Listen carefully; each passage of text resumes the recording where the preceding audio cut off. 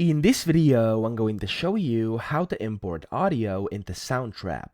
Now, the easiest way to do this is simply by opening up your project, clicking on Import File down here at the bottom, and from here you want to do import to either audio track if you want to import audio for the audio track, or you could also import to voice and mic track in case you're just basically uploading some vocals or something like that. So I'm going to click on Import to audio track, and from here you can just find it on your computer. So as you can see here, I have a bunch of different options. Now, I have some sound effects here together with some tutorial audio with some songs. I could go ahead and just click on any of these and click on open, or I could go and of course import multiple. So I can click on the first one, hold down my control key on the keyboard, select the second one, third one, etc. Click on open over here, and it's basically going to open the audio in here. And of course I can go ahead and play it, I can edit it, I can do whatever I want with it, I can move it around, and basically I kind of treat it as if it was recorded directly in here inside Soundtrap. So that's how to do it, but in case you can't see this at the bottom, you could go to add new track, and then from here just click on import file, and it's gonna give you the same options. So